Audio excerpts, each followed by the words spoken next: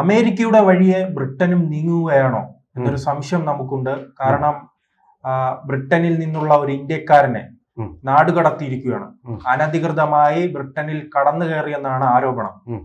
അങ്ങനെയാണെങ്കിൽ ഇത് വലിയ പ്രതിസന്ധിയിലേക്ക് പോകില്ലേ? ആണ്, പ്രതിസന്ധി ഉണ്ട്. അത് നമ്മൾ മനസ്സിലാക്കിയിരിക്കേണ്ടത് വളരെ ശരിയായിട്ടൊരു കാര്യമാണ് പറഞ്ഞത്. ശാശ്വതമല്ല അവിടുത്തെ ജീവിതവും താമസവും. എല്ലാവർക്കും അല്ല, കുറച്ച് പേർക്കെങ്കിലും. ഞാൻ പറഞ്ഞുതരാം. അതായത് പണ്ടെങ്ങും ആരോ ഒരാൾ താൻ പുതിയൊരു മുണ്ട് വിട്ടുകൊണ്ടൊരു കല്യാണത്തിന് പോയി. കല്യാണത്തിന് പോയപ്പോൾ ഈ മുണ്ട് ആരും അങ്ങോട്ട് ശ്രദ്ധിക്കുന്നില്ല. അപ്പോൾ ഈ പുള്ളിക്കാരൻ എന്ത് ചെയ്തു? കല്യാണത്തിന് ആൾക്കൂട്ടം എല്ലാം കൂടെ നിൽക്കുന്ന ദിക്കി ചെന്നിട്ട് പറഞ്ഞു, ഓ, ഈ പുതിയ മുണ്ടി വാങ്ങിച്ചു കൊടുത്തുകൊണ്ടായിരിക്കും എനിക്ക് ഭയങ്കര ദാഹം എന്ന് പറയുന്നത് പോലെ നമ്മുടെ ഒരു പൊങ്ങച്ച സംസ്കാരത്തിൻ്റെ ഭാഗമായി കഴിഞ്ഞിട്ട് ഏറെക്കുറെ മക്കള് പഠിക്കാൻ വേണ്ടിയിട്ട് വിദേശത്തേക്ക് അയക്കുക, അല്ലെങ്കിൽ ജോലി കിട്ടാൻ വേണ്ടിയിട്ട് അയക്കുക. അവിടെ എന്തെങ്കിലും ഒരു ജോലി എന്ന് പറഞ്ഞാൽ വളരെ കഷ്ടപ്പെടുന്ന ജോലിയായിരിക്കും. ചിലരൊക്കെ കെയറേഴ്സായിട്ടായിരിക്കും. കെയറേഴ്സ് എന്ന് പറഞ്ഞാൽ എന്താണെന്ന് അറിയോ? നഴ്സിനേക്കാൾ താരെ വീടുകളിൽ പ്രായമായ അപ്പൂപ്പനെയും അമ്മൂമ്മയും ഒക്കെ നോക്കാൻ വേണ്ടി നിയോഗിക്കപ്പെടുന്നവരാണ് കെയറേഴ്സ്. ജർമ്മനി ചെന്നാൽ എപ്പോൾ വേണമെങ്കിലും ആർക്ക് വേണമെങ്കിലും തൊഴിൽ കിട്ടും. ജർമ്മൻ ഭാഷ അറിഞ്ഞാൽ മതി. വീട്ടിൽ പോയി അവരുടെ അപ്പി കോരുക, മൂത്രം എടുത്ത് കളയുക, ഇതൊക്കെയാണ് പണി. പക്ഷേ അവിടെ വേറൊരു കാര്യമുണ്ട്. കേട്ടോ, നമ്മുടെ രാജ്യത്തെ പോലെ ഒരു ദുരഭിമാനമില്ല അവിടെ തൊഴിൽ സംബന്ധിച്ച്. ഇവരെ മാന്യരായിട്ട് തന്നെ കണക്കാക്കും. നല്ല വൃത്തിയായിട്ട് വെളിയിലിറങ്ങിയാൽ മറ്റുള്ള പൗരന്മാരെ പോലെ തന്നെ ഇവരെ കാണും, ഹായ് പറയും. അവിടുത്തെ ജർമ്മനിയിലെ സായിപ്പന്മാർ, ദ്വരമാർ, അങ്ങനെ ഒരു ഇതുണ്ട്. നല്ല വരുമാനവും കിട്ടും, നല്ല വരുമാനം കിട്ടും നമ്മുടെ ഇതുപോലെ. പക്ഷേ അവരനുഭവിക്കുന്ന കഷ്ടപ്പാട് അവർക്ക് മാത്രമേ അറിയൂ. ഇങ്ങനെ വരുമ്പോൾ ഇവൻ ജർമ്മനിയിലാണ് വലിയ ആളാണ് എന്നുള്ള മട്ടിലാണ്. അമേരിക്കയിൽ ഇത് തന്നെ സ്ഥിതി. പഠിക്കാൻ പോകുന്ന പലരും ഉണ്ടല്ലോ അമേരിക്കയിൽ, പൊതുനിരത്തുകളിലാണ് ഷെഡ് കെട്ടിക്കിടക്കുന്നത്. കാരണം അവിടുത്തെ വലിയ വാടക ഇവർക്ക് അഫോർഡ് ചെയ്യാൻ പറ്റില്ല. പഠിക്കാനാണെന്നും പറയും ഇവിടെ കിടക്കുക.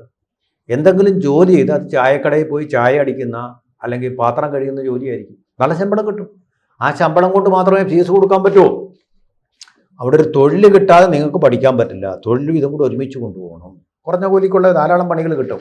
കാരണം അവർക്ക് സായിപ്പന്മാർക്ക് ചെയ്യാൻ മടിയുള്ള പണികൾ. അതാണ് ഇത് നമ്മൾ ചെയ്യേണ്ടത്. അവർക്ക് സ്കില്ലുള്ള പണികളിലൊന്നും നമ്മളെ ആവശ്യമില്ല. ഇതൊക്കെ ആർക്ക് വേണമെങ്കിലും ചെയ്യാൻ. പാത്രം കഴുകാൻ അവൻ നല്ല പണക്കാരനാണ്, അതിൻ്റെ ആവശ്യമില്ല. വീട്ടിൽ അച്ഛനെയും അമ്മയും നോക്കാം, അവൻ വലിയ പണക്കാരനാണ്. അപ്പോൾ ഒരാളിനെ വെക്കാനുള്ള പണം അവനുണ്ട്. അങ്ങനെ വെക്കുന്നു പൊതുവെ സ്ഥിതി അതാണ്. അപ്പോൾ ഇതൊക്കെ എന്തോ വലിയൊരു സംഭവമായിട്ടും പൊങ്ങച്ചമായിട്ടും വലിയൊരു സ്റ്റാറ്റസ് സിമ്പിളായിട്ടും നമ്മൾ പലരും, എല്ലാവരും അല്ല, അവതരിപ്പിക്കണം. എൻ്റെ മകൻ സ്റ്റേറ്റ്സിലാണ്, ഞാൻ നാളെ സ്റ്റേറ്റ്സിലേക്ക് പോകണം, എൻ്റെ മകൻ അവിടെയാണ് കാണാൻ വേണ്ടിയിട്ട്. വലിയ പൊങ്ങച്ചമായിട്ട് വലിയ പ്രൊഫസർമാർ വരെ പറയുന്നത് കേട്ടിട്ടുണ്ട്. നമ്മുടെ രാജ്യത്ത് പണി ആവശ്യത്തിനില്ലാത്തതുകൊണ്ടാണ്. പണി ആവശ്യത്തിനില്ലാത്തതല്ല, അണ്ടർ എംപ്ലോയ്മെൻ്റ് ആണ്. എന്ന് പറഞ്ഞാൽ ഇവിടെ ഇതുപോലുള്ള ജോലികൾ ചെയ്യാൻ ഇവർ തയ്യാറല്ല എന്നുള്ളതാണ് കാര്യം. അതുകൊണ്ടാണ് ബംഗാളിൽ നിന്നും ഛത്തീസ്ഗഡിൽ നിന്നും ഒക്കെ ജാർഖണ്ഡിൽ നിന്നും ഒക്കെ ഒരുപാട് പേര് ഇങ്ങോട്ട് വന്നുകൊണ്ടിരിക്കുന്നു. അവർ ഇൻഫ്ലോ വന്നുകൊണ്ടിരിക്കുന്നു. ഇവിടെ നമ്മൾ ചർച്ച ചെയ്യുന്ന വിഷയത്തിലേക്ക് വന്നു കഴിഞ്ഞാൽ ആ ഒരു സുരക്ഷിതത്വം ഇപ്പോൾ നഷ്ടപ്പെടും. അവിടെ പോയാൽ നല്ല ശമ്പളവും കിട്ടും, സ്ഥിരമായിട്ട് താമസിക്കാം, അവിടെ നിങ്ങൾക്ക് പൗരനാവുകയും ചെയ്യാം, വീടും വെക്കാം. കാനഡയിലൊക്കെ സ്വന്തമായിട്ട് വീട് സമ്പാദിച്ച ഒരുപാട് പേരുണ്ട്. അമേരിക്കയിൽ സ്വന്തമായിട്ട് വീട് സ്ഥലം വാങ്ങിച്ചിട്ട്. പക്ഷേ എല്ലാം ഒരേ പാറ്റേണിലേ പറ്റൂ. അവരൊരു പ്ലാൻ തരും, അതനുസരിച്ചല്ല. നമ്മുടെ സ്വപ്ന വീട് പോലെ തോന്നുന്ന പോലെ വീട് വെക്കാൻ പറ്റില്ല, ഒരേ പാറ്റേണിലായിരിക്കും. അങ്ങനെ വീട് വെക്കാം, ബ്രിട്ടനിലും പറ്റും അങ്ങനെയൊക്കെ. പക്ഷേ അതിനൊക്കെ ഇപ്പോൾ സ്ഥിതി മാറി വരിക. ഈ വലതുപക്ഷ രാഷ്ട്രീയം വളരെ ശക്തമായതോടുകൂടി അതിൽ ഈ പേട്രിയോട്ടിക് എലിമെൻറ്റ്സ്, അതുപോലെ നാഷണലിസ്റ്റിക് എലിമെൻറ്റ്സ് എന്ന് പറയുന്നത് വളരെ ശക്തമാകും. നമ്മുടെ രാജ്യം നമ്മുടെ രാജ്യത്തിന് വേണ്ടി, അവരുടെ പൗരന്മാർക്ക് വേണ്ടിയുള്ള സൗകര്യങ്ങളാണ്. മറ്റുള്ളവർ ഇത് ഇവിടെ വന്നു കഴിയുമ്പോൾ നമുക്ക് നഷ്ടപ്പെടും എന്നുള്ള ഒരു സോഷ്യൽ ഫാക്ടർ. അതുകൂടാതെ മറുവശത്ത് ഒരു ഇക്കണോമിക് ഫാക്ടർ. അതായത് നമ്മുടെ രാജ്യം നൽകുന്ന സോഷ്യൽ സെക്യൂരിറ്റി മുഴുവൻ ഇവർ വന്ന് കൊണ്ടുപോകുന്നു. നമുക്ക് കിട്ടാൻ അതാണ് കണ്ട പ്രതിഷേധം. ജനങ്ങൾ തമ്പടിച്ച് എത്രത്തോളം ജനങ്ങളാണ്. ഇനി വേറൊരു രസമുണ്ട്, ഇതിനപ്പുറം മാറി ഓസ്ട്രേലിയയിലൊരു പ്രതിഷേധമുണ്ട്. അതാണ് വലിയ രസം. അതൊരു തരം റേസിസമാണ്. അവിടെ ആക്രമണങ്ങൾ, ശാരീരികമായ ആക്രമണങ്ങൾ നടക്കും. ഒറ്റയ്ക്ക് കണ്ടു കിട്ടിയ കറുത്ത തൊലിയുള്ളവനാണെങ്കിൽ അടിച്ച് നിരപ്പാക്കും സായിപ്പന്മാർ. അവർക്ക് എന്താ കാര്യം? വെളുത്ത തൊലിയുള്ളവരെ മതി അവിടെ രാജ്യത്തിൻ്റെ സൗന്ദര്യം വർദ്ധിപ്പിക്കാൻ വേണ്ടി, അവരുടെ സൗന്ദര്യബോധം. അതായത് അപ്പാർത്തൈഡ് എന്ന് നമ്മൾ പറഞ്ഞ വർണ്ണപറിയില്ലേ, നമ്മുടെ രാജ്യത്ത് ഒരു കാലത്ത് കൊണ്ടാടിയിരുന്ന തരത്തിലുള്ള തൊട്ടുകൂടായ്മയും തീണ്ടലുമാണ് ഇപ്പോൾ ഓസ്ട്രേലിയയിൽ. അതിൻ്റെ പക്ഷത്ത് പ്രകടനം നടത്താൻ എത്ര പേരാ? ഓസ്ട്രേലിയൻ ഭരണാധികാരികൾ അതിനെ അപലപിച്ചിട്ടുണ്ട്, കാര്യം ചെയ്തിട്ടുണ്ട്. പക്ഷെ ആ ഒരു പ്രസ്ഥാനം രാഷ്ട്രീയമായിട്ട് ശക്തി ആർജിച്ചു വരിക. പണ്ടെങ്കിലും കേട്ടിട്ടില്ലാത്ത ഈ പ്രവണതകൾ ഇപ്പോൾ വന്നുകൊണ്ടിരിക്കുക. അത് ഇനിയും കൂടുതൽ ശക്തി പ്രാപിക്കും. ലണ്ടനിലെ പ്രകടനം കണ്ടിട്ട് ബ്രിട്ടീഷ് പ്രധാനമന്ത്രി കെയ്ൻസ്റ്റോം തന്നെ അത്ഭുതപ്പെട്ടു. ഈ രാജ്യത്ത് ഇത്രയും വലിയൊരു പ്രകടനം കണ്ടിട്ടില്ല. കാരണം വളരെ മാനേഴ്സുള്ള ആൾക്കാരും മര്യാദക്കാരുമാണ് ബ്രിട്ടൻ. വാസ്തവത്തിൽ ബ്രിട്ടൻ ഇന്ത്യ കൈയടക്കിയത് കൊണ്ടാണ് മഹാത്മാഗാന്ധിയുടെ നിരാഹാര സമരത്തിലൂടെ ജയിക്കാൻ കഴിഞ്ഞത്. അവർ കുറച്ച് മര്യാദക്കാരാണ്. അതേസമയം ജർമ്മനിയോ മറ്റോ ആയിരുന്നു ഇന്ത്യ ഭരിച്ചിരുന്നെങ്കിൽ ഒരിക്കലും ആ സ്വാതന്ത്ര്യം ഈ സഹന സമരത്തിലൂടെ നമുക്ക് കിട്ടുമായിരുന്നില്ല. രക്തരൂഷിത വിപ്ലവം തന്നെ വേണ്ടി വന്നേ. കാരണം അവരിതിനേക്കാളിലൊക്കെ വളരെ ഫ്രാൻസ് ആയിരുന്നെങ്കിലും അങ്ങനെ, ജപ്പാൻ ആയിരുന്നെങ്കിലും ഒരു പക്ഷേ അങ്ങനെ സംഭവിച്ചില്ല. മര്യാദക്കാരായ ബ്രിട്ടീഷുകാരായതുകൊണ്ട് ആ ബ്രിട്ടനിലാണ് ഇപ്പോൾ അവിടെ ആ നാട്ടിൽ ലണ്ടനിൽ ഏറ്റവും വലിയ പ്രകടനം നടത്തിയത്. ചെറുപ്പക്കാരുണ്ട്, സ്ത്രീകളുണ്ട്, എല്ലാവരും കൂടി. അതായത് അവർ പറയുന്നത് കൃത്യമാണ്. ഇന്ത്യ അനധികൃതമായി ഇന്ത്യക്കാരെ മാത്രമല്ല, അങ്ങനെ ബ്രിട്ടൻ മര്യാദയ്ക്ക് പാകിസ്ഥാൻകാരുണ്ട്. അതായത് ഏഷ്യൻ രാജ്യം അവർ ബ്രിട്ടൻ അത് വ്യത്യാസമുണ്ട് ഓരോ രാജ്യത്തിൻ്റെ. ബ്രിട്ടൻ പ്രധാനമായിട്ടും ഉദ്ദേശിക്കുന്നത് മുസ്ലിങ്ങളെയാണ്. അവിടെ വരിക, താമസിക്കുക, ജനപ്പെരുപ്പം കൂട്ടുക, കുട്ടികളെ ഉണ്ടാക്കുക, അക്രമ മാർഗങ്ങളിലേക്ക് തിരിയുക, മറ്റുള്ള മതങ്ങൾക്ക് സ്വൈര്യമായിട്ട് അവിടെ പ്രാർത്ഥിക്കാനോ ജീവിക്കാനോ കഴിയാത്ത രീതികൾ ഉണ്ടാക്കുക. ഇപ്പൊ നോക്കൂ, അമേരിക്കയുടെ ന്യൂയോർക്കിന്റെ മേയറായിട്ട് വരാൻ പോകുന്നത് ഒരു മുസ്ലിമാണ്. അദ്ദേഹം വെല്ലുവിളിക്കുക, നെതന്യാഹു ഇനി ന്യൂയോർക്കിലേക്ക് വരികയാണെങ്കിൽ അറസ്റ്റ് ചെയ്യുമെന്നാണ് പറയുന്നത്. അതെ, അംദാനി എന്ന അദ്ദേഹത്തിന്റെ പേര്. ഇപ്പൊ ആയില്ല, മേയർ ആവുന്നതിന് മുമ്പേ നെതന്യാഹുവിനെ അറസ്റ്റ് ചെയ്യുന്നു. മേയറേ ആയിട്ടുള്ളൂ, പ്രസിഡന്റ് അവിടെ ഇരിക്കുക. വിളിച്ച പ്രസിഡന്റ് ഈ മേയർ ആണോ വരുന്നത്? അറസ്റ്റ് ചെയ്യുമെന്ന്. എന്തൊരു അഹങ്കാരവും ധിക്കാരവും. ഇനി വേണമെങ്കിൽ പറയും നരേന്ദ്രമോദിയെ അറസ്റ്റ് ചെയ്യുമെന്ന് വേണമെങ്കിൽ പറയും. അപ്പൊ അങ്ങനെയുള്ള മുസ്ലിങ്ങൾ ധാരാളം പ്രശ്നം ഉണ്ടാക്കുന്നു. അതിനെതിരെയാണ് പ്രകടനം. അവരുണ്ടാക്കുന്ന ഭീകരവാദം, സ്വൈര്യമായിട്ട് അവർക്ക് ജീവിക്കാൻ കഴിയുന്നത്. അതാണ് ലണ്ടനിലെ പ്രകടനം. ഓസ്ട്രേലിയയിലെ ഇതാണ് ഞാൻ പറഞ്ഞത്. പക്ഷേ ഓസ്ട്രേലിയക്കാർ ഒരു കാര്യം ഓർക്കണം, നിങ്ങൾ ഏത് രാജ്യത്താണ് ജീവിക്കുന്നത്? അത് നിങ്ങളുടെ രാജ്യമാണോ? ഓസ്ട്രേലിയയിലെ ആദിമ വംശജര്, അബോറിജിൻസ് എന്ന് പറയുന്നവര് വെളുത്ത തൊലിയുള്ളവരായിരുന്നില്ല, കറുത്ത തൊലിയുള്ളവരായിരുന്നു. അവരെ കൊന്നു കൊഴിച്ചു മൂടിയിട്ട് അവരുടെ ശവക്കല്ലറകൾക്ക് മുകളിലാണ് നിങ്ങൾ കൊട്ടാരങ്ങൾ സ്ഥാപിച്ച് അവിടെ ഭരണം നടത്തുന്നത്. അത് നിങ്ങൾ മനസ്സിലാക്കും. അബോറിജിൻസ് ഓസ്ട്രേലിയൻ ആദിവാസികളെ ഭരണത്തിനെ കാണാനില്ല. അതുപോലെ അമേരിക്ക റെഡ് ഇന്ത്യക്കാരുടെ ആയിരുന്നു ആ രാജ്യം.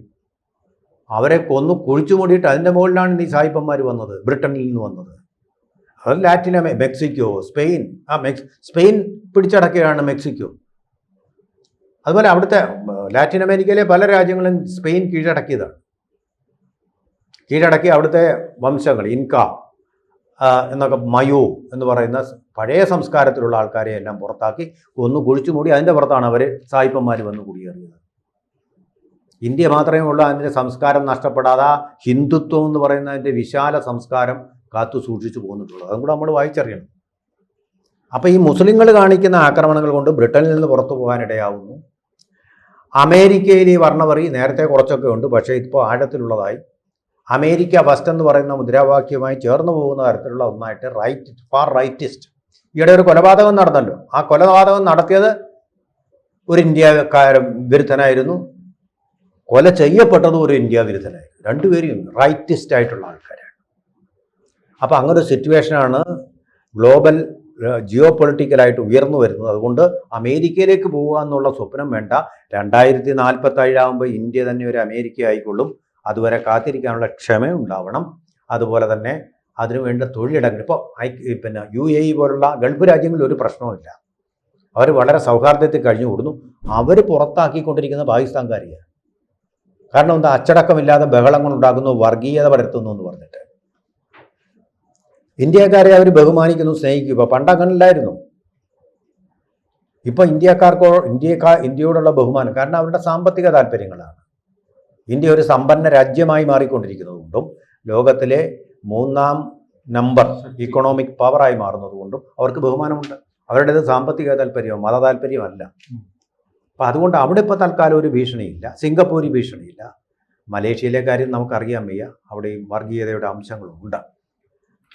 അപ്പോൾ നമ്മുടെ ഈ വിദേശയാത്രകൾ പണ്ട് UAE എന്നൊക്കെ അതുപോലെ അതിനപ്പുറം പോകണം, 7ാം കടലിനക്കരെ പോകണം, ഭൂമിയിലെ സ്വർഗം എന്നൊക്കെ പറഞ്ഞ് അമേരിക്കയിലേക്ക് പോകുന്നു. അപ്പോൾ അതിനെക്കുറിച്ച് ഇനി വലിയ പൊങ്ങച്ചമൊന്നും ആരും പറയണ്ട. കഴിയുന്നതും മക്കളെ തിരിച്ചു വിളിക്കുക. അപ്പം നമുക്ക് സമാധാനമായിട്ട് ഇവിടെ തന്നെ താമസിക്കാം. ഇവിടെ തന്നെ സ്റ്റാർട്ടപ്പ് ഇക്കോസിസ്റ്റം ഡെവലപ്പ് ചെയ്തിട്ടുണ്ട്. അതിലൂടെ നിങ്ങൾ കുറേ പേർക്ക് തൊഴിൽ കൊടുക്കാനുള്ള അവസരം കൂടെ ഉണ്ടാക്കിക്കൊണ്ടുള്ള പരിഹാര നിർദ്ദേശങ്ങളിലേക്ക് പോകേണ്ടി വരും. തീർച്ചയായിട്ടും നരേന്ദ്രമോദി ഇതെല്ലാം കാണുന്നുണ്ട്. ഇതിനുള്ള പരിഹാരങ്ങൾ കേന്ദ്ര ഗവൺമെൻറ് തന്നെ കൊണ്ടുവരും. അല്ലാതെ ഈ കള്ളം പറയുന്ന വോട്ട് ചോരി എന്ന് പറയുന്ന കള്ളം പറയുന്നവരെയും കള്ളൻ എന്നാണല്ലോ വിളിക്കുന്നത്.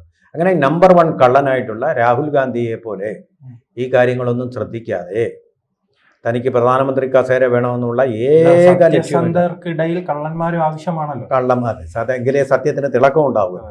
ആ തിളക്കം എന്തായാലും മോദിയിൽ നിന്നുണ്ടാവും.